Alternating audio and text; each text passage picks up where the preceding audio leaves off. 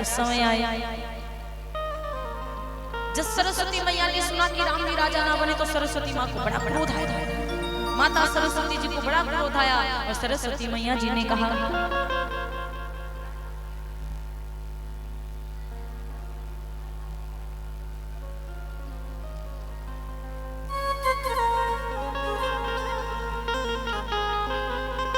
सरस्वती माता ने कहा कि ऊंच निवास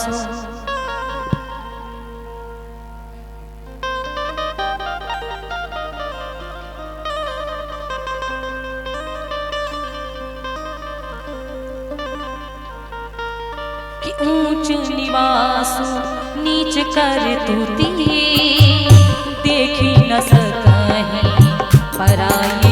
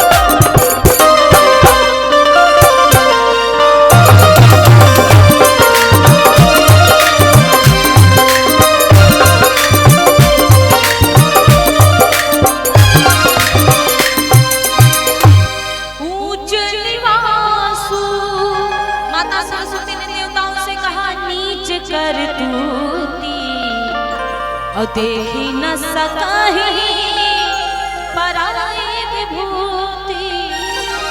तुम लोगों का ऊंच निवास है, देवता हो तुम लोग, लेकिन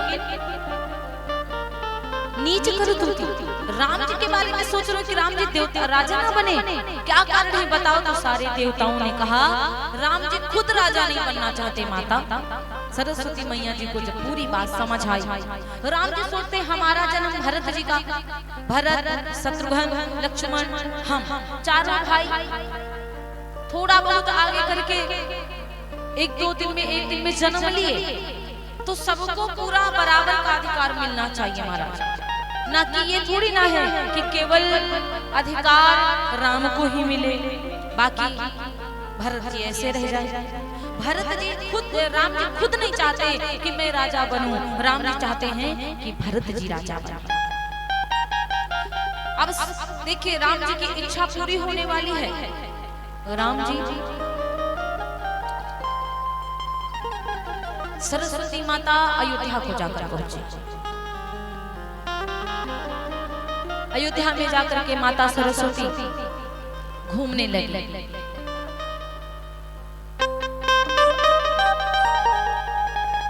और जो सरस्वती माता घूमने लगी अयोध्या में, सोच रही थी कि जो अयोध्या का ना हो उसके ऊपर सवार हो जाऊं। लेकिन वहां पर जितने भी थे सब अयोध्या के, जो राम जी का नमक खाया राज्य का, वो राम जी के बारे में गलत नहीं सोचेगा। केवल एक ऐसी दासी थी जो मंथरा थी, कैकेयी की दासी, जिसका नाम था मंथरा। नाम मंथरा मंद मद चेरी कई कई केरी और अजस पेटारी ताही करी गई किरामत फेरी। मंथरा का दिमाग खराब कर दिया माता सरस्वती जी। और जब सरस्वती मैया ने मंथरा का दिमाग खराब किया, मंथरा जाकर कैकेयी माँ के पास पहुंची। कैकेयी माँ से कहती है कि तुम आराम से महलों में बैठी हो, राम राजा बनने जा रहे हैं। एकदम से उतार कर हार सब कैकेयी मैया ने दिया। वाह मंथरा, बड़ी सुंदर बातें आपने हमको सुनाई, बहुत अच्छा। जिस क्षण राम राजा बनेंगे उस क्षण जो मांगेगी दूंगी। मंथरा ने कहा ऊंच नीच का विचार तो करो, आपको नहीं पता अभी राम भले लगते आगे भले नहीं लगेंगे। जैसे मंथरा की बातें इतना सुनती कहती कैकेयी मैया ने कहा सुन मंथरा, यदि राम के बारे में एक लफ्ज भी गलत कहा ना तो राख लगवा कर जुबान को कटवा दूंगी। मंथरा ने कहा अरे हमारी जुबान कटवा के क्या पाओगी? आपको ये पता होना चाहिए देवी, आपका मैंने नमक खाया है, इसलिए मुझे आपके ऊपर तरस आ रहा है। बाकी हमारा क्या बिगड़ जाएगा, क्या चला जाएगा? अब मंथरा ने कहा भाई तुमको तो धोखा दे रहे राजा दशरथ जी। और राजा दशरथ जी इसलिए तुमको धोखा दे रहे हैं महाराज। जब तुमको ब्याह कर लाए तो राजा दशरथ ने कुछ और कहा था तुम्हारे पिता अश्वपति जी से। तुम्हारे पिता अश्वपति जी ने विवाह करते समय वादा लिया था राजा दशरथ जी से कि मेरी कैकेयी के द्वारा यदि बेटा हुआ तो आपको राजा बनाना पड़ेगा। तब राजा दशरथ ने हाँ किया था। और आज तो आपसे पूछे भी नहीं, राम को राजा बना रहे हैं, कौशल्या के बेटे को राजा बना रहे हैं। अब तो महाराज कैकेयी माता बदल गई। और जब कैकेयी मैया बदल गई, मंथरा से कहने लगी अरे मंथरा तुम बताओ आखिर मैं करूं तो क्या करूं? मुझे तो पता है ये मेरे संग धोखा हुआ है। कैकेयी मैया ने कहा बताओ क्या करूं मैं? मंथरा ने कहा डरने की कोई जरूरत नहीं, मेरे पास बहुत अच्छी बात रखी हुई है जो आज तक तुम्हें याद नहीं है। कैकेयी मैया ने कहा क्या चीज? बताओ तो जल्दी से बताओ, जल्दी जो निवारण हो सके।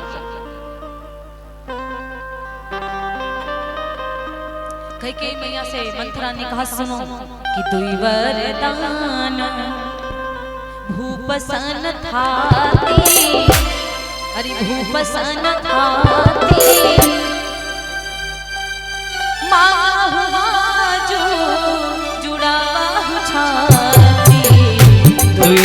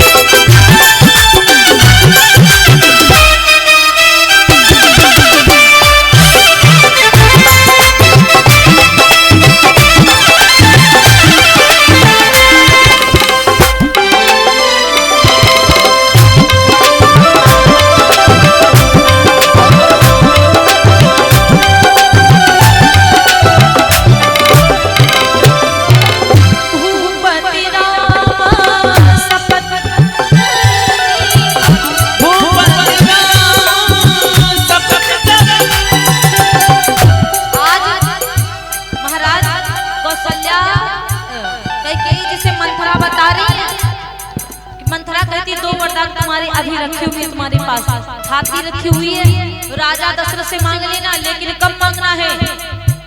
भूपति रामा शपथ जब करई, जब कसम खा जाएंगे राम जी की राजा दशरथ तब मांगना। भूपति रामा शपथ जब करई, शपथ जब करई, तब मांगे ऊंचे बचनु न ठरई। भूपति शपथ जब करई, शपथ जब करई, तब मांगे बचनु न ठरई।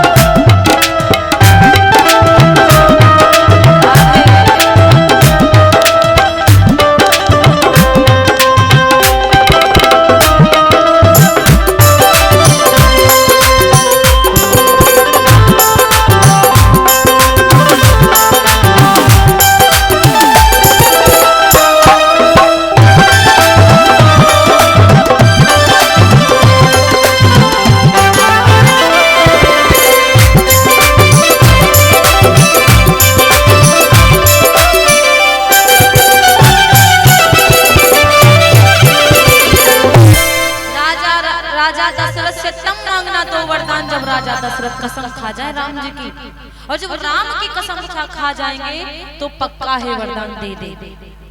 लेकिन कोप भवन को चली जाओ, और जैसे कोप भवन को गई शाम को राजा दशरथ जी आए। राजा दशरथ जी ने कैकेयी को देखा, बहुत परेशान हो गए, अब जान गए कि गड़बड़ होने वाला है। राजा दशरथ जी ने कहा कि कहू के ही रंग कहीं करम नरेशु, किस राजा को मैं भिखारी बना दूं और किस राजा को मैं राजमहल से बाहर निकाल दूं। और कैकेयी यही चाहती थी, राम को बाहर निकलवाना चाहती।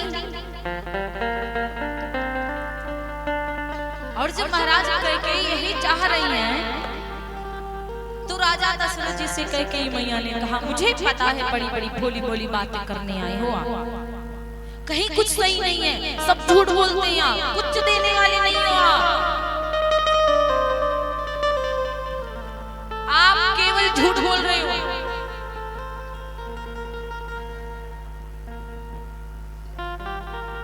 आप सब कुछ झूठ बोल रहे हैं। और जैसे राजा दशरथ ने ये बात सुनी, राजा दशरथ ने कहा ऐसा कुछ भी नहीं है, हम झूठ क्यों बोलेंगे। रानी कैकेयी ने कहा, आपने तो वरदान मुझे देने को कहा था, जब आपकी उंगली में फांस चुभ गई थी, मैंने रात्रि भर अपने मुख में उंगली रखा तो दर्द खत्म हुआ, तब आपने कहा एक वरदान मांगो।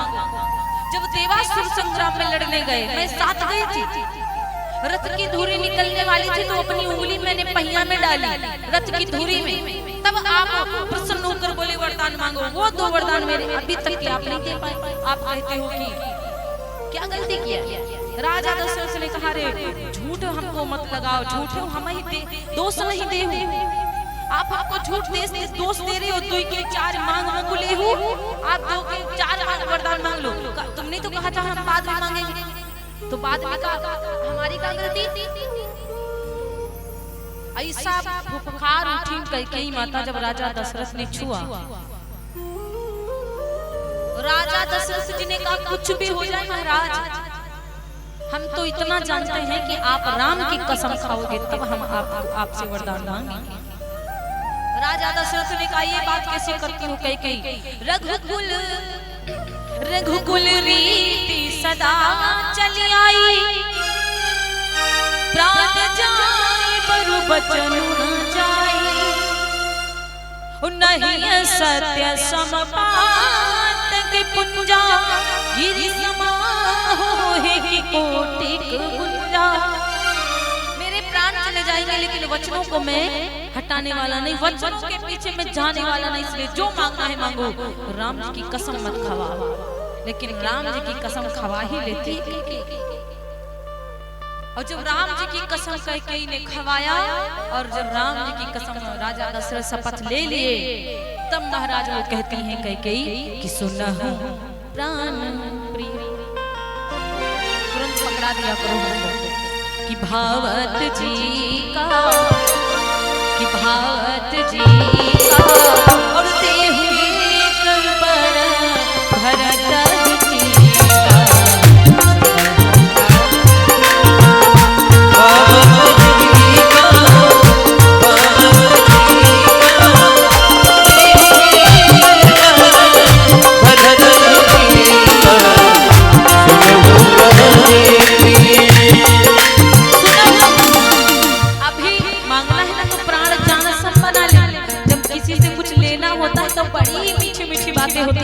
कर्ज निकल जाती है तो हवा बन जाएंगे, हवा खा जाएंगे, 1 सेकंड नहीं लगेगा। औकात दिखाने में तनी भी देर नहीं लगती। इसलिए अभी जब छुआ तो नागिनी के जैसे फुफकार उठी और जब मांगना हुआ तो प्राण प्रिय बना लिया। क्योंकि ये बात मैं नहीं कह रही, अभी खुद लिखा है बाबा जी ने कि जिस समय जैसे सुबह सुबह ओस में नागिन बैठी हो, पैर पड़े तो डस ले, उस प्रकार कैकेयी मैया तिल मिला के खड़ी हो गई गुस्सा में, और जब मांगना हुआ तो प्राण प्रिय बना लिया। इसलिए कहा सुनहु प्राण प्रिय भावत जी का, भावत जी का और देहु कर भरत जी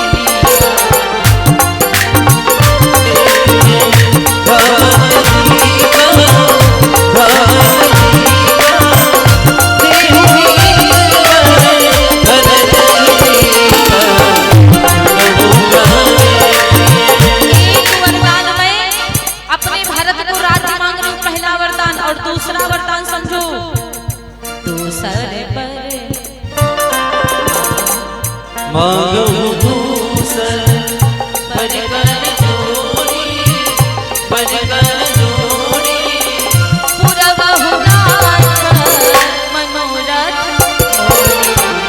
मांगू दूसर बज कर जोड़ी, बज कर जोड़ी पुरबहु नाथ मनोरथ मोरी।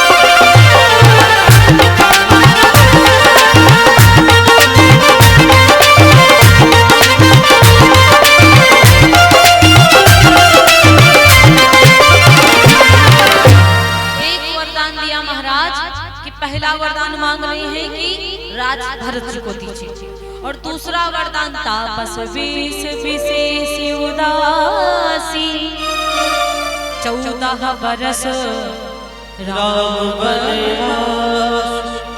पहला वरदान भरत कोटि का राज्य दीजिए, दूसरा वरदान राम को 14 साल के लिए वन भेजिए।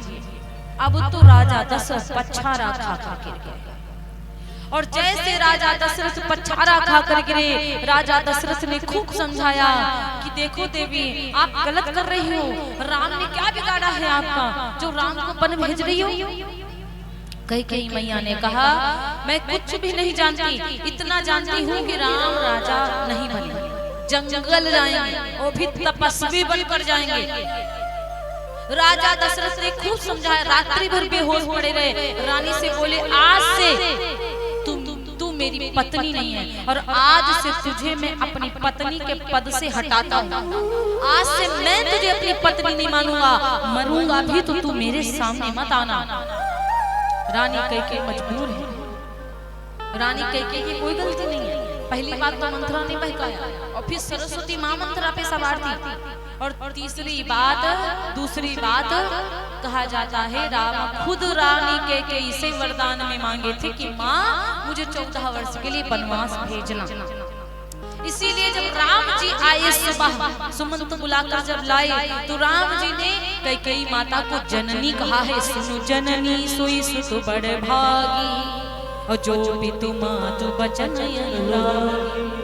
जननी उसको कहते जो जन्म देती है और जन्म कौशल्या जी ने दिया और कहा कैकेयी माता को जननी, क्योंकि कौशल्या माता तो मुझे कौशल्या माता तो अयोध्या का राजा बनाती, लेकिन हे कैकेयी माता आपने तो कलयुग में भी आपने तो जंगल का भी राजा बनाया। सब पर राम तपस्वी राजा, सब राजा पहले राज्य करते फिर जंगल जाते, मैं राम पहले जंगल जाऊंगा फिर राजा बनूंगा। मेरा कलयुग में भी राम राज्य स्थापित होगा और चर्चा गाई जाएंगी। और राम भगवान श्री राम जी के चरित्र से भक्त कहते हैं कि उनका चरित्र जो जीवन में बच्चा उतार ले, लड़कियां उतार ले, लड़के उतार ले, राम चरितमानस में जितने भी पात्र हैं सबको शिक्षा मिलती है। माता से कहने लगे माँ वो पुत्र बड़ भागी हो जो माता पिता के वचनों का अनुरागी होता है, अपने माँ पिता के वचनों को मानता है और कोई दिक्कत नहीं हम जाएंगे। इस प्रकार से जानकी माता भी तैयार हो गई जाने के लिए जंगल, और जब जानकी माता भी जंगल जाने के लिए तैयार हुई, लक्ष्मण भी जाने के लिए तैयार हो गए। माता कौशल्या ने मना किया, जानकी ने खूब मना किया, राम जी ने भी खूब मना किया, लेकिन जानकी माता कहती हैं मेरी माँ ने कहा था कि पति सूखा रूखा खाए तो सूखा रूखा खाओ, पति कहीं भी रहे तो वहीं पर पत्नी को भी रहना चाहिए, इसलिए कुछ भी हो जाए मैं आपके संग ही जाऊंगी। और सुमित्रा माता ने जब देखा लक्ष्मण मुझसे पूछने आए, कहा अरे तुम मुझसे पूछने आए हो, अरे मुझसे पूछो ना, जल्दी से तरकस बांधो और जाओ। अरे लक्ष्मण राम अपने लिए बन नहीं जा रहे, तुम्हारे लिए बन जा रहे हैं, तुम्हारे ही भाग्य राम बन जाए और दूसरे हेतु ताता चुनाई। अरे तुम्हारे भाग्य के लिए जा रहे, तुम शेष नाग अवतारी माथे पर पृथ्वी रखे, रावण जैसा पापी इस पृथ्वी पर है, इसलिए पृथ्वी और करुआती है पाप से, तो तुम्हारे माथ पर वजन और बढ़ता है, इसलिए तुम्हारे लिए राम बन जा रहे। इतना कहते कहते माता सुमित्रा ने तरकस को बांध दिया, कहा जाओ अपनी पत्नी से भी मिल लो, उर्मिला से। उर्मिला भी आरती सजाकर अंगना में खड़ी हो गई और कहा स्वामी जाओ, लेकिन आप ये याद रखना स्वामी, दीदी को और भैया राम को कोई तकलीफ नहीं होना चाहिए, ऐसी होना चाहिए पत्नी, ना कि ये पत्नियां नहीं कि भाई को मानने लग जाओ तो दूसरी आग लगा रही, उनको काहे मानते हो, बहनोई को मानने लग जाओ, बहन को मानने लग जाओ, और किसी को मानने लग जाओ तो उनको भी जलने लगते हैं। अरे कुछ तो ऐसे लोग होते कि पूरा परिवार किसी न किसी से ईर्ष्या रख रहा है, पूरा परिवार एक दो नहीं, जो काम बनाए जो साथ दे उसी के ऊपर जलनखोरी हो रही आजकल तो, इसलिए महाराज कहा जाता है, और यही जलनखोरी की वजह से रिश्ते बिगड़ जाते हैं। नेक काम अच्छा बताओगे तो बुरा लगने लगेगा, पहले बुरा भी अच्छा लगेगा, जब अब अच्छा भी बुरा लगने लगेगा, दोष दूसरों के ऊपर डाल देंगे, हमारी कहाँ गलती उनकी गलती है। आजकल के जमाने में किसी को अच्छा भी नहीं बताना चाहिए महाराज, वो कोई अपने भाई को भी अच्छा बताओगे ना वो भी ऐंठ जाएगा तुरंत। अब देखिए कौशल्या मैया सुमित्रा माता सब कहती जाओ, और जब तक चले गए तब ते आज अयोध्या में जब चले भगवान राम जी कैकेयी मैया ने कहा एक काम करो, ये वाले बसन उतार दो और तपस्वी बसन वस्त्र पहनो, बाबाओं के वस्त्र पहनो और जंगल जाओ। बाबा लोगों के वस्त्र पहन लिया और जंगल को चल दिए, और जब जंगल को चले महाराज तो कहा जाता है आज सब लोग बड़े परेशान हैं, और जब बहुत परेशान हैं, दुखित हैं, बहुत उदास हैं, कौशल्या माता तो इतना रुदन करती है कि पूछो, लेकिन महाराज कौन किसको कुछ कह नहीं सकता। वहां पे गलतियां सब जान रहे हैं कि इनकी गलती है एक दूसरे से, लेकिन कहता कोई नहीं कि तुम्हारी गलती है, इसीलिए शायद इतना निपट गया अच्छे से। और जब गलतियां बताने लग जाओगे तो कुछ और ही हो जाएगा महाराज। भगवान जी आगे चलते चलते तमसा नदी पर पहुंचे रात्रि में। और जब तमसा नदी पे रात में पहुंचे, सारे योद्धाओं से पीछे पीछे पीछे पीछे जा रहे हैं, सब रो रहे हैं कि राम जी मत जाओ। लेकिन अब राम जी का तो भाई वचन दे दिए तो जाना ही पड़ेगा। कुछ लोग कहते हैं कि जरा देर ठहरो राम,